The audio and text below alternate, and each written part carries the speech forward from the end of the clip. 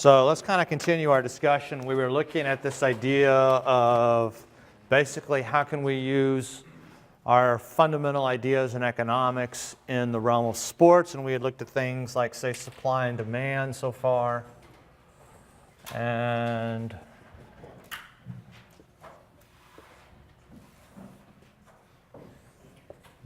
we have this, something that kind of looks like this, and we've said, oh, look, we can look at this in a couple different ways. We can say, we know that people's demand for different things in sports and supplies can be changing. We can have differences in things like how much people are willing to pay. So we could have, say, quantity and price, and we could say, say here is the demand for sports in, say, Springfield. Here would be, say, the demand for sports in, say, Green Bay. And even though Springfield is larger than Green Bay, if the people in Green Bay are willing to pay more for sports, and clearly they are, then they're going to have a sports team that's in the NFL. We're going to have, say, AA ball, right? Or we could look at this from the aspect and say, look, we have different issues here in terms of, say, here's the old demand for soccer. Here's the new demand for soccer, right? We know that we have changes in taste and preferences as the number of consumers changes within America, right? Or we said, we could look at things, and we used the example of Hank Aaron and Mickey Mantle, where we had, a set supply of baseball cards, and we said, okay, here is the demand for Mickey Mantle cards, here is the demand for Hank Aaron cards, and we have these different prices here, whatever these were, like a few hundred, maybe 200, and maybe 4,000. I can't remember what numbers I had. Right? What are the things that are driving these differences? Are they differences in, hey, because Mickey Mantle was with one team the whole time in one city, that team is larger, the team is more well-known, the team is in a bigger city, the team is in a richer city, as opposed to the teams that Hank Aaron was in. Milwaukee and Atlanta. Milwaukee's basically like a suburb of Chicago, really. Or was race the issue? Right? People are willing to pay more for baseball cards for white guys than they are for black guys. Or maybe it's something completely different. Right? We can also look at other things in demand and supply, like things like, say, price ceilings. All right, where we have our quantity, we have our price, right? So we have some supply of, say, seats, right? And we have our demand for those seats, right? So, for example, we could be looking at Michigan State, right? 7505, right? So the stadium in Michigan State seats about 75,000 people. In fact, it seats exactly 75,005 if we want to know exactly how much it does. What happens if we have a price ceiling, though, and we say, oh, look, tickets can't be more than, say, $30 or whatever the number is, right? So let's assume that we have some price ceiling, something like this. Well, at this price ceiling of, say, $30, right? Our quantity demanded out here, right? Say maybe 120,000 seats or whatever. But we have a price ceiling. Price can't go to where we want it to be, right? Price wants to be at some price greater than that. It wants to be at, say, I'm making up a number, 60. So actually, it's more than that. We'll say it's 130, right? So we have this equilibrium price here of 130. We have a price ceiling here of, say, 30. And in essence, what students in Michigan State University will do is that when they want to sell their tickets, because price scalping is illegal, they will not sell the tickets. They will sell pencils for $100 and the tickets for $30. And if you want to buy the ticket, you must buy the pencil that they are selling as well, right? So rather than actually just setting the price of tickets at $130, right? We have price ceilings on some of these where you can't, scalping's illegal, you can't resell the tickets, and so people get all kinds of workarounds, right? So we've also seen, when we were looking at our market power, we'd have to say quantity and price.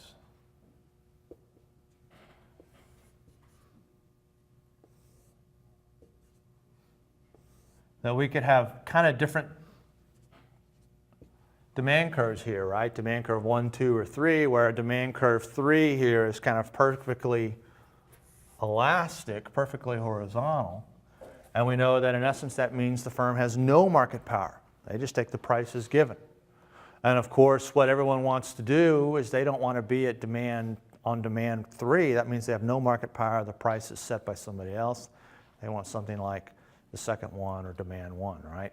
Where we can have some degree of market power. And what we saw is that we can do that in several different ways. Now, what we're going to see later on when we start talking about leagues is how we get to go from, say, D2 to D3. Right? How do we get that demand curve to be more inelastic? How do we increase market power? And there's a lot of different ways that they do that I think are pretty interesting. But let's look at what the implications are basically of just this good old-fashioned normal downward sloping demand curve. So we got our quantity, we've got our price, we've got our demand curve here. And we know that every downward sloping demand curve has basically 3 different parts on it, right? We have our elastic portion, our unitary elastic portion, and our inelastic portion, right? And so we know here that on this portion demand is inelastic. We know here it's unitary elastic. We know here it's elastic, right? And where we are on the demand curve has all kinds of different implications for what we do in terms of pricing, quantity, etc. For example, we saw with movies that the demand curve, the demand portion that you're on for the actual movie ticket prices themselves is inelastic, right? So what they should be doing is raising the price of movie tickets, but they're not raising the price of movie tickets. Because we know that if we're on the inelastic portion of the demand curve, we can increase price and the quantity demanded will decrease less than the increase in price will. And so that total revenue will actually go up. Right? And so we know that if you're on the inelastic portion, you know you want to raise price. You know that if you're on the elastic portion, you never want to be on the inelastic portion of the demand curve. That means by definition you're leaving money on the table, right? For every good. So you ask yourselves, well, why would they do that, right? Because it's not the movie ticket itself that they're selling, it's the experience, the movie ticket plus concessions plus all the other stuff that goes along with it. And once you include all that other stuff in there, then you get to this combo that's basically elastic. It's the exact same way in sports, right? It's not just the ticket to get into the game that you're selling. It's the ticket to the game plus all of the other stuff that goes along with that, right? Including things like concessions and t-shirt sales and all of that other rigmarole. So we know that there is a relationship between elasticity and total revenue.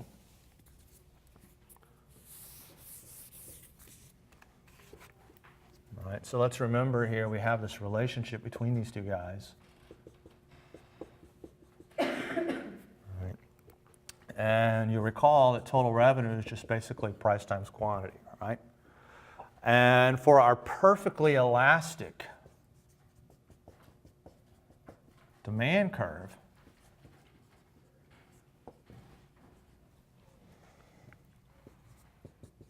P and Q are completely separate. In other words, when we take the derivative of total revenue to get marginal revenue, you just get price.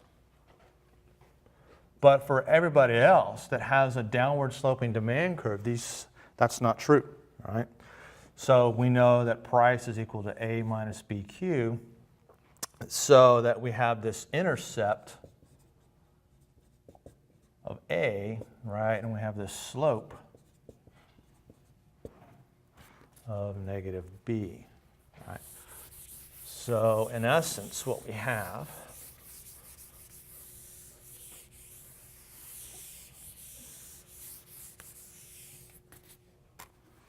got something that kind of looks like this, right?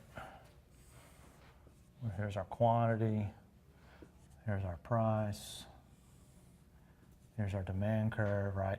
We know this is just the equation of a line. A is our intercept minus B here is our slope, all right?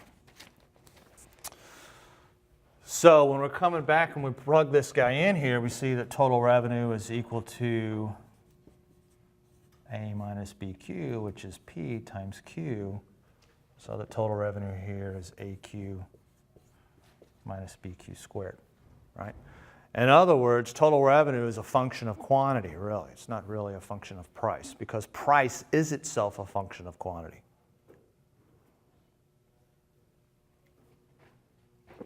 So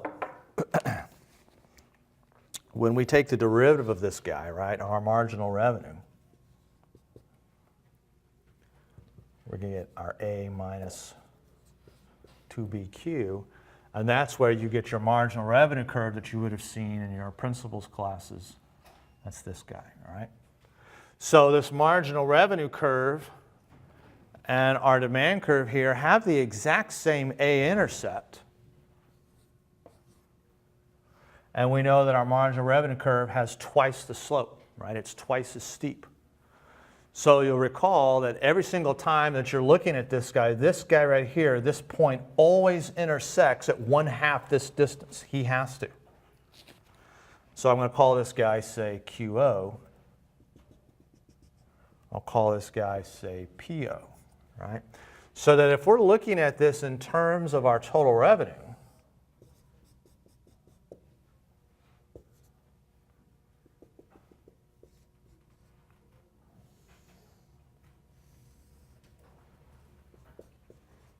right, here's our total revenue curve.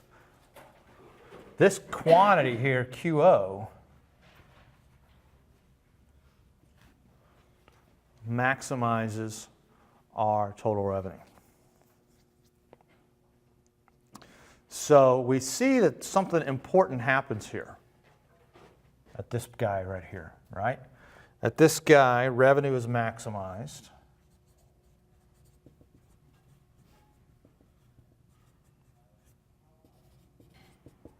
Marginal revenue is equal to 0, right? And our elasticity is equal to 1. This should be review, right? There should have been stuff that you talked about in your principles of micro class. And you definitely would have talked about it in intermediate micro.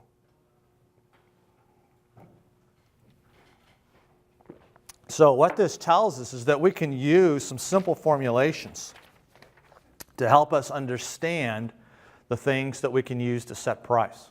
Right? We don't have to have full information to be able to set some of these prices. Because we know that there's a relationship between marginal revenue and elasticity, right? So recall that we're saying total revenue here is basically P times Q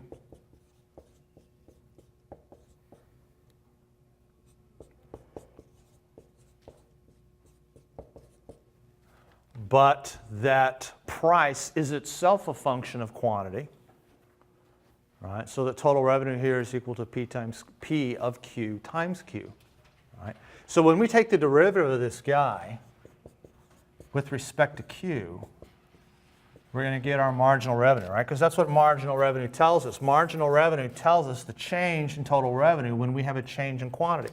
And that's exactly what the derivative does, right? So derivative of the first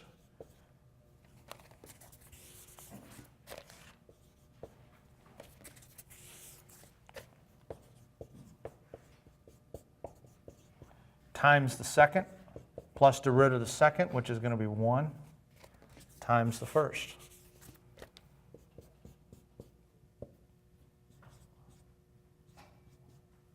Right. You also know, though, that when you're looking at elasticities, you're looking at changes, right? I mean, not elasticities. When you're looking at derivatives, you're looking at changes, right? It just so happens that when you're looking at those derivatives, those changes are infinitesimally small. We don't have to make them infinitesimally small. We can make them any size we want them to be, right?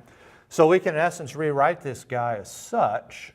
We can say, okay, he's the change in P over this change in Q times Q plus 1 times that. It's going to be this guy, right? And in essence, I mean, you can do whatever you want to do to the equation. We can take P out of this guy so that we have our change in P over our change in Q. And of course, this guy's a function of Q times Q over P plus 1, right? When we take out our P, right? We just divided by P, took out the P.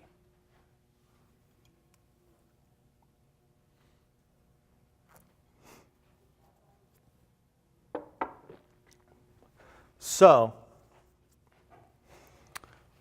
what we have here is this guy, right? We know that our marginal revenue is this, but let's remember what our elasticity is.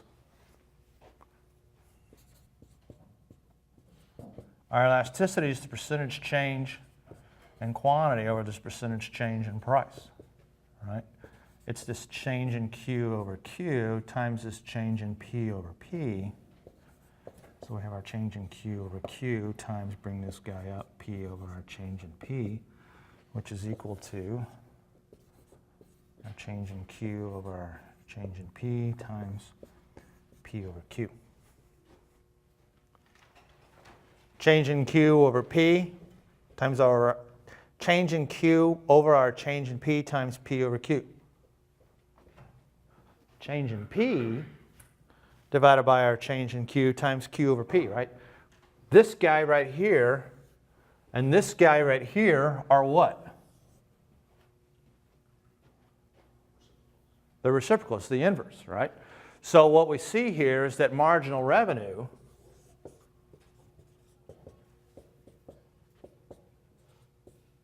is really equal to this.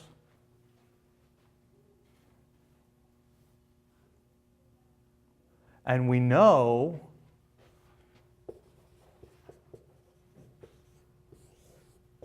what happens here.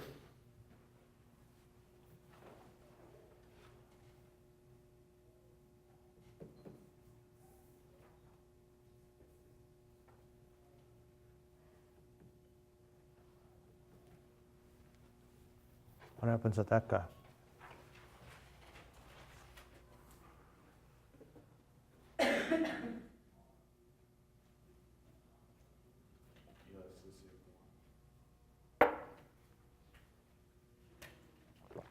Nope.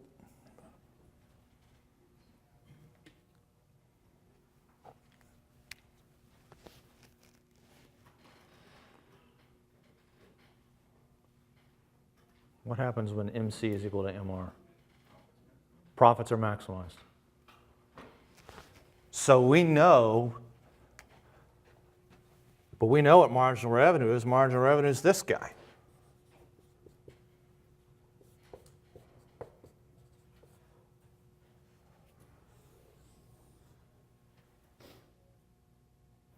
We know how much the next hot dog costs to make. We can figure that out. That's not that difficult to figure out. So we know how much the next hot dog costs.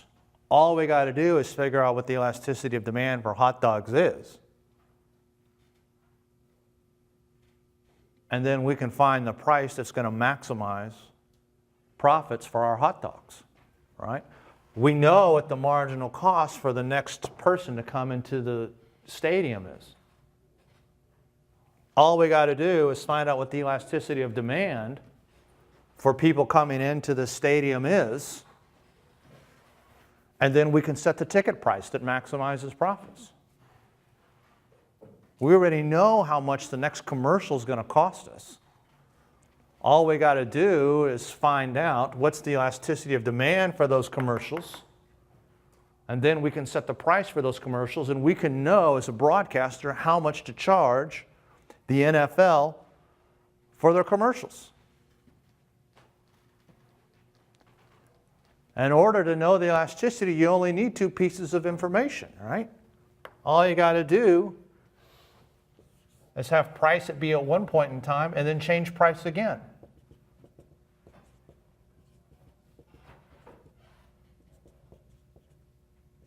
Right? And then we can know what the elasticity of demand is. You know exactly what it is. And if you're on a linear demand curve, if you assume demand is linear, once you have these 2 points, go all the way back to your, this would be 6th grade math.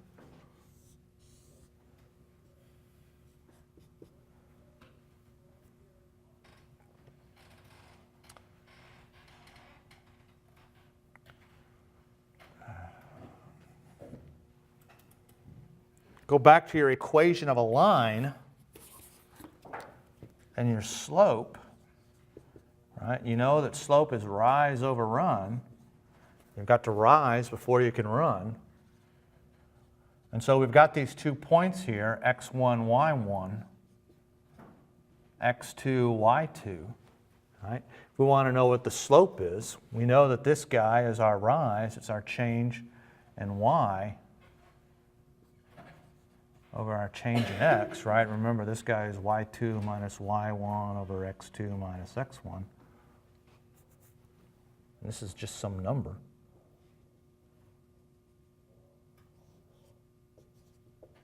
Here's our rise.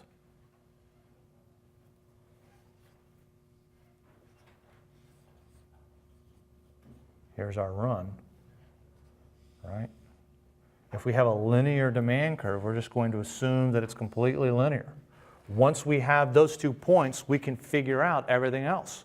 We know exactly what this guy is. We know exactly what this guy is. It's just the equation of a line. Y equals mx plus b.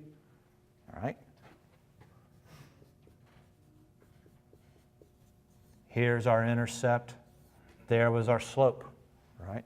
The equation of a line. And we can figure out all kinds of stuff. Because once we have these 2 pieces of information, we know exactly what this demand curve looks like. Once we know exactly what this demand curve looks like, and we know how much our hot dogs cost, we know exactly what price to charge. We know exactly how much to charge for tickets. We know exactly how much to charge for parking. We know exactly how much to charge the NFL for advertising slots, or whoever it is that we're charging, Gillette.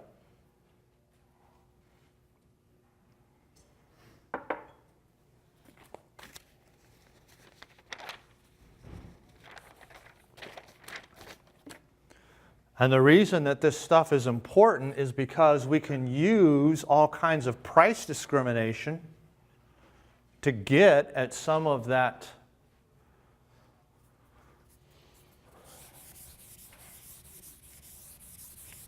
additional revenue that we could get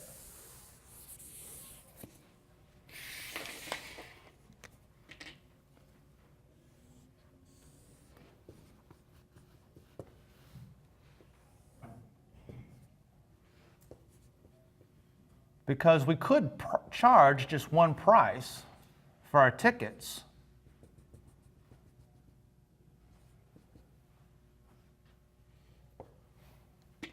I mean, there's nothing that says you can't do that.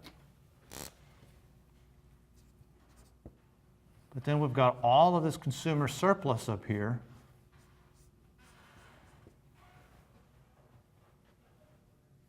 That people are getting, right? And we want to be able to capture that.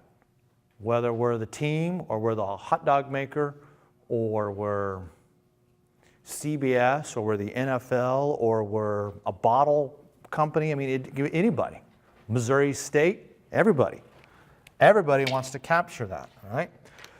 Because we know that this consumer surplus is the difference between what people are willing to pay and what they actually have to do pay. We know they're willing to pay that much. We know that this guy right here, Q2, is willing to pay P2. So if we know he's willing to pay P2, why charge him P1? Charge him P2. And this guy right here, Q3,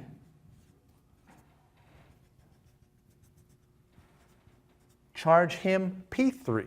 Don't charge him P2 because he won't buy it. Don't charge him P1 because he's got consumer surplus with that. Charge him P3. Right? Charge every single one of these individuals this amount, right? And you can get this through lots of different ways. You can get this, for example, through PSLs, right? Through personal seat licenses.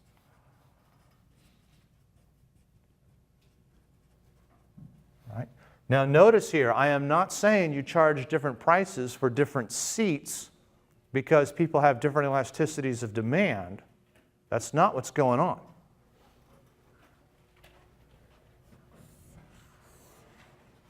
Here's your football field. Here's the 50-yard line. What's true about this seat and what's true about this seat? This seat is better than that seat. Charging a higher price for this seat and charging a lower price for that seat does not have anything to do with the elasticity of demand. These are two completely different products. This is one product. This is a second product, right? What we are talking about is being able to capture this consumer surplus from these individual products, right?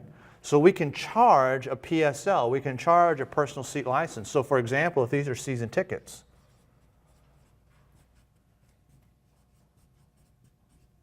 we know here that this one right here is going to have some price, whatever it's going to be on it. I'm just making up a number here. Let's say it's 1,000, right? And this one right here might have some other price for it. Maybe its season ticket price is, say, 300. Right? What we want to do is we want to be able to capture, though, some of this consumer surplus because we know the person's willing to pay more than $1,000 for it. And we know that that person way up there in the corner is willing to pay more than 300. We know that they're willing to pay some price. Let's assume they're willing to pay, say, 4,000. And this person's willing to pay, say, 1,200. Right? So what we can do is we can say, okay, it's $1,000 for the seat, but we're going to charge you $3,000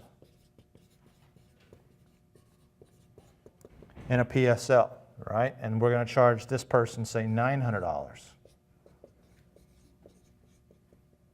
in a PSL, right?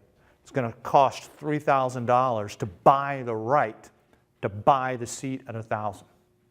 The PSL, we're going to charge you $900 for the right to buy the seat at $300.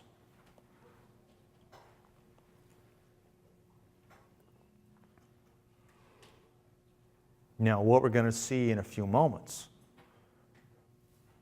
why not just charge the person $4,000 for the seat in the first place? Right? Why make them go through two different transactions?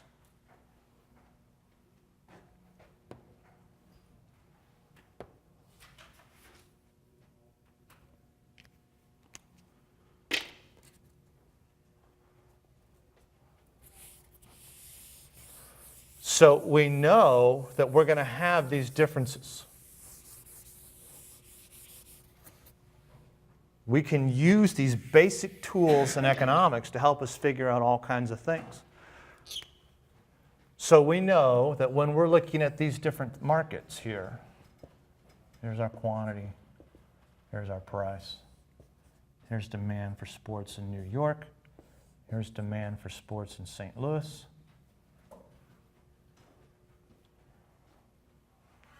These things, this matters. These changes, right, in our fundamental supply and demand stuff have all kinds of implications. This means for any different supply curve, whatever the supply curve is, it can be anything that you want it to be. You can have the supply curve be anything. You can have it be like this. Here's the price we're going to charge in St. Louis. Here's the quantity of sports we're going to have in St. Louis. Here's the quantity of sports we're going to have in New York. Here's the price of sports we're going to have in New York.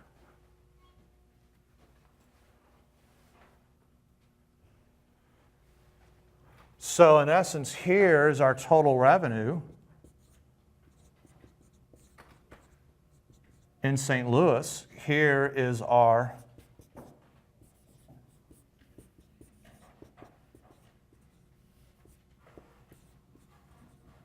total revenue in New York, right? Which one of these guys is larger?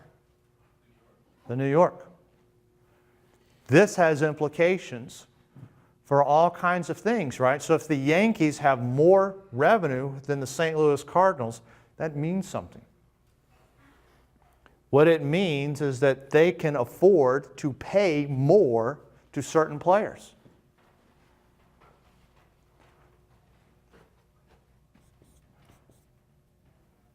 This means for any set of wage, whatever you want it to be for any single person, New York can always outbid them, right?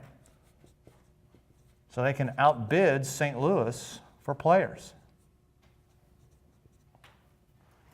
So if they're outbidding St. Louis for players, that means the better players are going to go to St. Louis or they're going to go to New York. They're going to go to New York.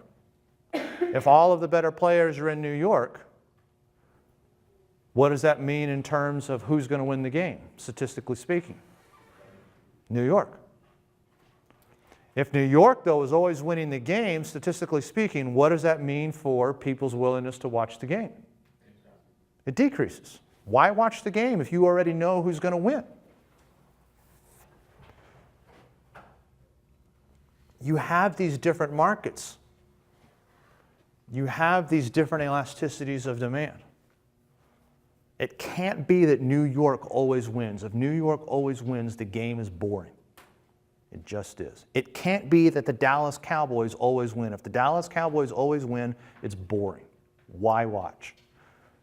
How are we going to deal with this problem, right? If they had an equal demand of sports in every single market, it'd be okay, right? Things would work out on their own, but we don't have that. We have unequal demands for sports throughout the country. This is going to lead us to all kinds of problems. So let's start off by looking here at our teams and specifically their forms of revenue structure.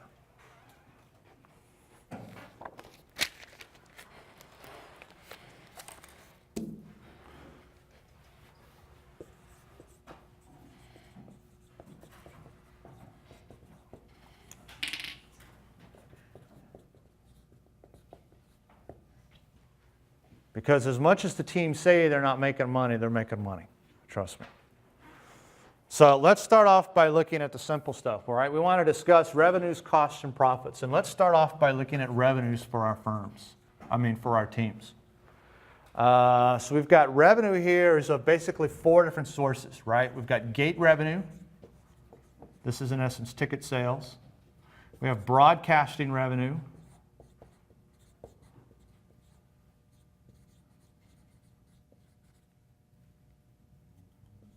Right? Revenue that they get from showing sports on TV or streaming it or whatever. We have licensing income. And we have stadium income.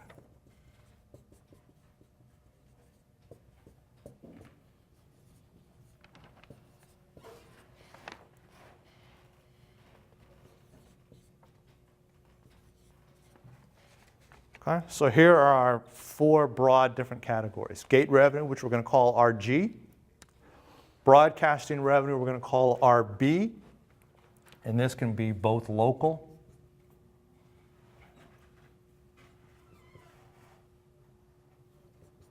and national. We have our licensing income, right? So this is our t-shirts, caps, etc., right? Movie posters, everything else like that, right? So San Francisco Giants hat, they got about 10%, roughly speaking, of that, all right? Missouri State shirt. Missouri State, here's the cost of the shirt. Missouri State's getting around, roughly speaking, 10% of that. Steelers are getting around 10% of that, all right? Every single time we buy a shirt with Dallas Cowboys on it, Dallas Cowboys are getting a portion of that, right? The person making the shirt says, we want the right to put your logo on here. And they say, okay, give us X% of that. It's usually around 10%, not always. Stadium income. So this is the income from things like what? Concessions, parking,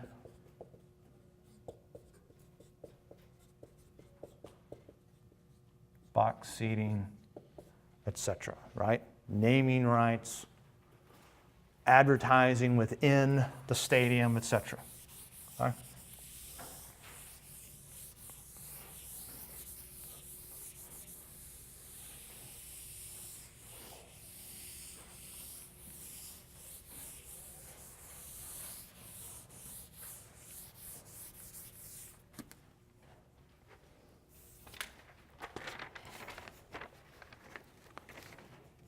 So our total revenue here,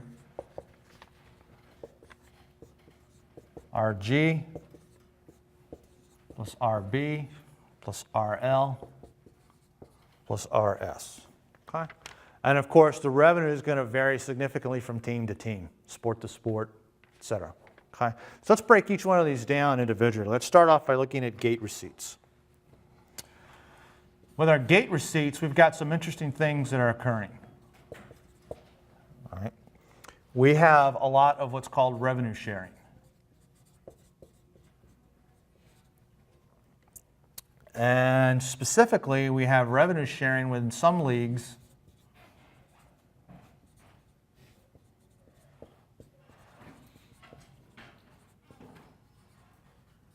not in others. So for example, in the NFL, you have a lot of gate revenue sharing that you do not have in baseball.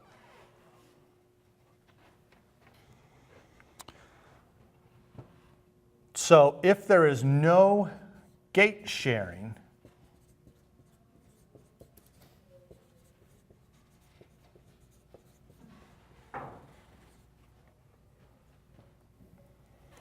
then our gate receipts, right, are just our RP times Q. What price did we charge times how many tickets we sold. With gate sharing,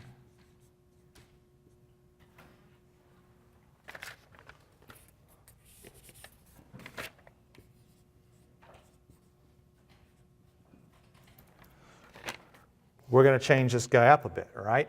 So our RG here becomes alpha RH plus 1 minus alpha RA, all right?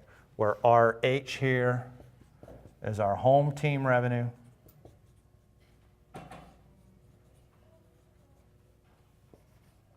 RA is our away team revenue. And this alpha here is the percentage.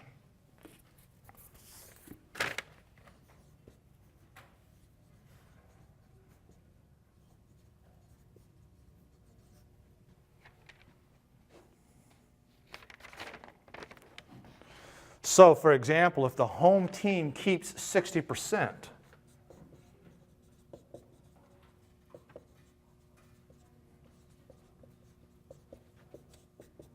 then alpha is equal to 0.6, and 1 minus alpha will be equal to 0.4. So we can use just this simple fact to understand all kinds of different issues.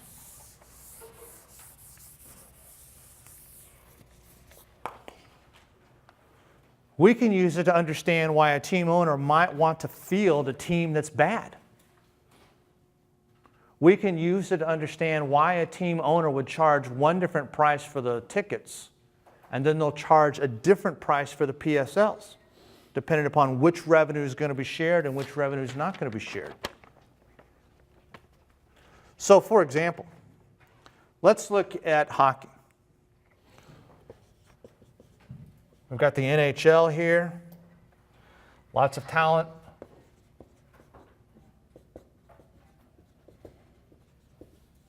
With the New York Rangers. We've got the New York Islanders.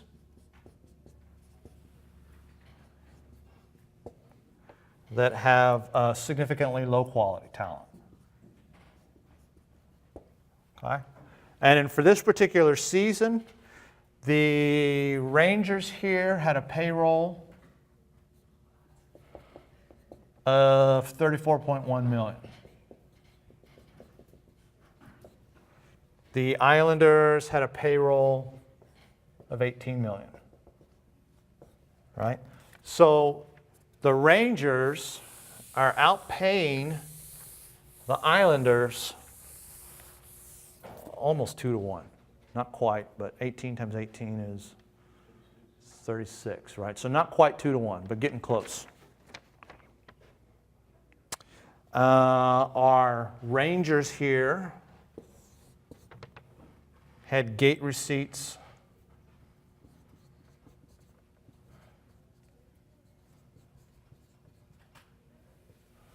of $36 million.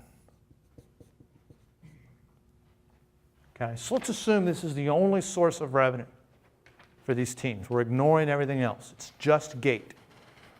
So we got $36 million in gate, $34.1 million in payroll, right? So we're going to have a surplus here. We're going to have a profit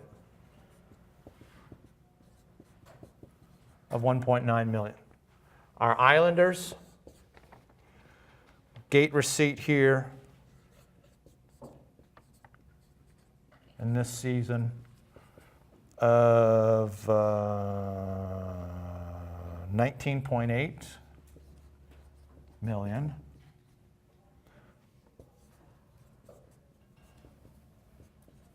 Profit of 1.8 million.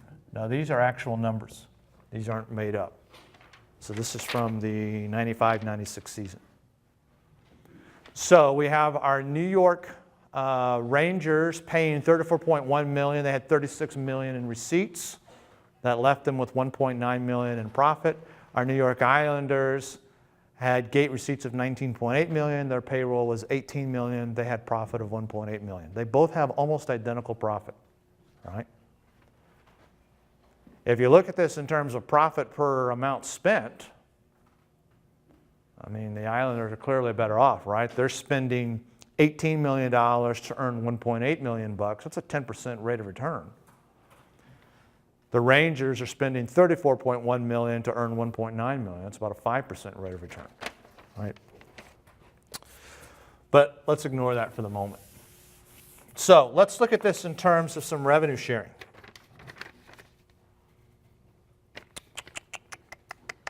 Let's assume that we've got the same amount of revenue sharing that's occurring here as you have in the NHL. We've got a 60-40 split.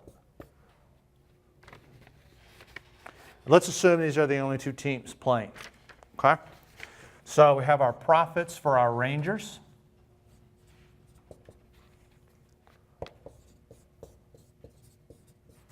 .6 times 36.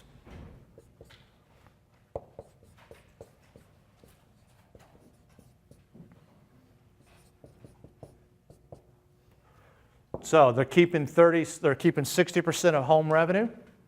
The only other team that they play is the Islanders. They're getting 40% of their revenue, 19.8. The Islanders here.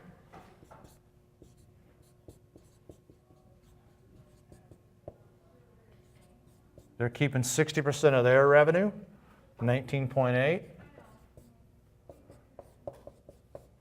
They're getting 40% of the Rangers' revenue, 36, and of course their payroll here is 18 million. When we add all of this up, we see that our Islanders would now have a profit of $8.28 million. So they're making $8.28 million on $18 million in payroll. 8 times 2 is 16. 9 times 2 is 18. It's almost a 50% rate of return on money spent. That's fantastic. Our Rangers here